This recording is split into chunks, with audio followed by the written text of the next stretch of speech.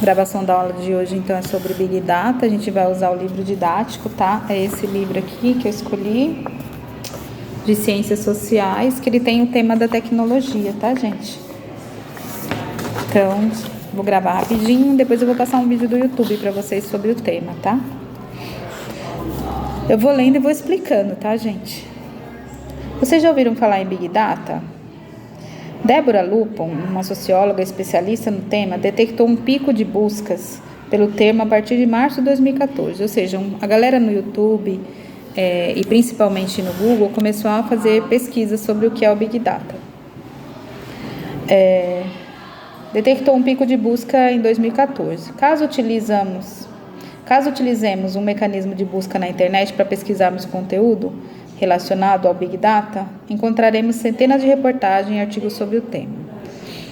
Muitos deles ressaltando o caráter revolucionário dessa nova forma de lidar com os dados. Então, o Big Data, gente, ele é muito utilizado porque ele tem a ver com o acúmulo de dados que tem na internet sobre pessoas, sobre empresas, informações mesmo, tá? É um acúmulo, é como se fosse um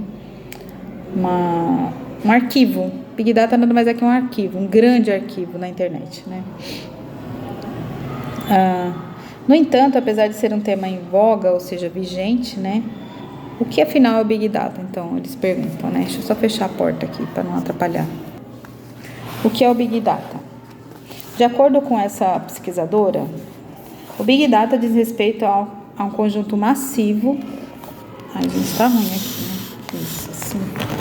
A um conjunto massivo de dados que são coletados por meio das atividades online dos indivíduos. Então, quando você está acessando a internet, seja para usar uma rede social, seja para fazer uma pesquisa, qualquer coisa, uma compra pela internet, você acaba deixando seus dados lá. Então, isso gera um arquivo de informações sobre você, tá?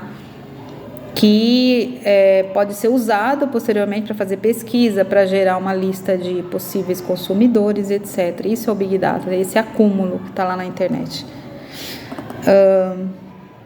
Esses dados são rapidamente processados e analisados, dando origem a uma série de inovações nas mais diversas áreas. Então, várias áreas estão utilizando esses dados para tanto para a economia, né, para alcançar o mercado consumidor, para fazer pesquisa, até na área de educação já está sendo usado, tá? Inclusive usado para manipulação, né? Vide as fake news, as manipulações nas eleições nos Estados Unidos e aqui no Brasil, né? As páginas da web que abrimos, ou seja, da internet, né? Os locais que visitamos, os caminhos utilizados para chegar a esses locais, as músicas que ouvimos, os produtos que compramos, as mensagens que trocamos, enfim, todas as atividades que realizamos utilizando aparelhos com acesso à internet são transformadas em Big Data, em grandes dados, né?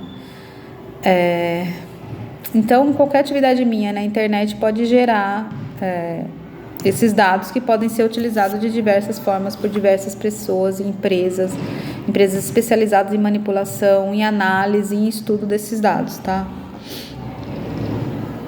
Uma forma bastante difundida de utilização desses dados é direcionamento milimétrico de propaganda.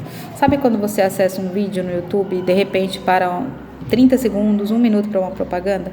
Quem manda aquela propaganda para você é o próprio Big Data, de acordo com os seus interesses. Se vê que você andou pesquisando o preço de um tênis, quando você abrir o YouTube, provavelmente vai uma propaganda de um tênis. Se você andou pesquisando um curso, vai vir a propaganda de um curso, tá?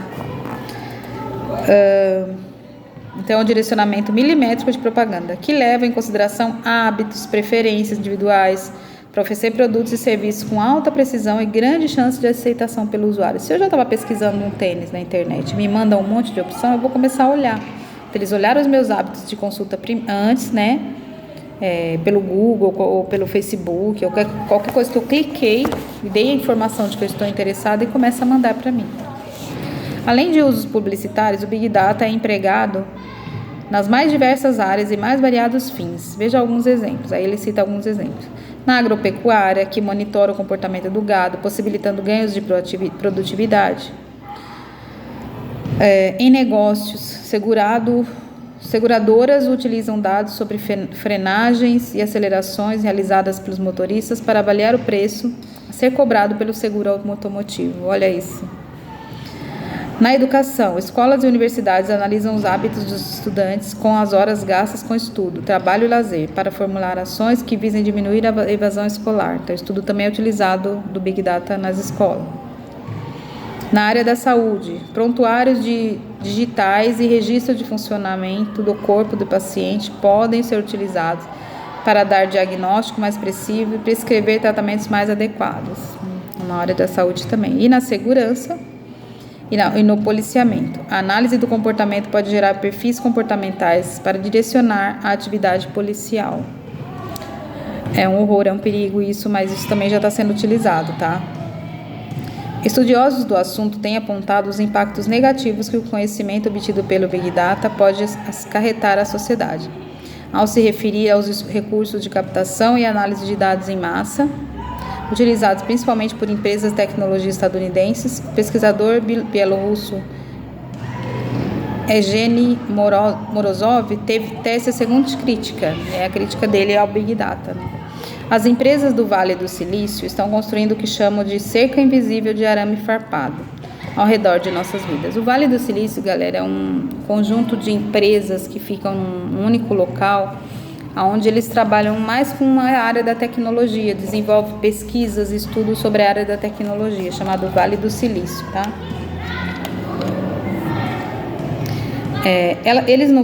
Elas nos prometem, essas empresas, né, mais liberdade, mais abertura, mais mobilidade. Dizem que podemos circular onde e quando quisermos. Porém, o tipo de emancipação que de fato obtemos, ela é falsa. É a emancipação de um criminoso que foi recém-libertado, mas que ainda está usando uma tornozeleira. Ou seja, ele diz que é uma liberdade vigiada, né? Essa liberdade que é prometida para nós nessas empresas, essas pesquisas, né? Na verdade, essa rede de proteção que dizem que é criada na internet não tem nada de rede de proteção, né? Na verdade, quando você está livre na internet para pesquisar o que você quiser, na verdade, aquilo ali não é liberdade, é uma cerca mesmo, como ele fala, que é uma cerca invisível. Na verdade, você que está se prendendo ali, deixando os seus dados, deixando todos os seus rastros, para depois eles terem total acesso sobre sua vida. Aí o texto mostra depois uma imagem de uns manifestantes, né, utilizando máscara, porque eles não querem ser identificados pelas câmeras, que as próprias câmeras das ruas já tiram a nossa liberdade, né? Prometendo segurança, lógico. Em Hong Kong, um exemplo de como governos podem se valer dos dados captados por meios digitais para vigiar o cidadão. Então, eles tampam o rosto, porque as câmeras de Hong Kong podem pegar, né, o rosto deles e prendê-los por eles estarem fazendo manifestações, né? Aí, para terminar aqui, né, dessa forma, Morozov questiona o quanto a utilização do Big Data afeta a nossa liberdade de fazer escolhas. Além disso, o preço que se paga pelo avanço apontados anteriormente é a constante vigilância, que nos leva a questionar o que pode ser chamado de privacidade nos tempos atuais, em que um dispositivo eletrônico transforma nosso cotidiano em dados. É possível dizer que determinados recursos do Big Data representam uma ameaça a direitos civis já estabelecidos há séculos, como o direito de ir e vir, o direito à liberdade? Por exemplo, uma medida que visa garantir as liberdades individuais e a inviolabilidade da correspondência? Se as cartas enviadas pelo correio fossem abertas e lidas por terceiros com a intenção que não sabemos ao certo, seria claro que havia acontecido uma violação. Porém, algo semelhante acontece com os nossos e-mails e mensagens enviadas e recebidas pelo celular, e esses dados podem orientar campanhas publicitárias e outras iniciativas sobre as quais os usuários não possuem qualquer controle. Então, a gente não tem o controle sobre as coisas que a gente gera na internet, né? De uma forma ou de outra, elas podem ser apropriadas. E para terminar, quando pensamos em um direito elementar como a liberdade de expressão, também podemos refletir sobre como o Big Data pode afetá-lo. Assim, o fato de sabermos que nossas conversas podem ser ouvidas por terceiros pode limitar aquilo que optamos por expressar. Embora isso possa soar conspiratório, informações reveladas em 2013 por Edward Snowden, ex-agente da NASA, da NSA, que é a National Security Agency, Agência de Segurança e Inteligência estadunidense, mostram como governos podem se valer de dados coletados e armazenados pelas grandes empresas de tecnologia para espionar cidadãos comuns até chefes de estados. Bom, é isso, né, gente? os algoritmos, né? Eles ajudam a nos vigiar, né? Eles ajudam a direcionar as coisas para a nossa vida. Aí agora eu vou deixar vocês com um vídeo sobre o Big Data, tá? Com um outro profissional da área explicando, e vou mandar a atividade para vocês, tá bom? Só um instante.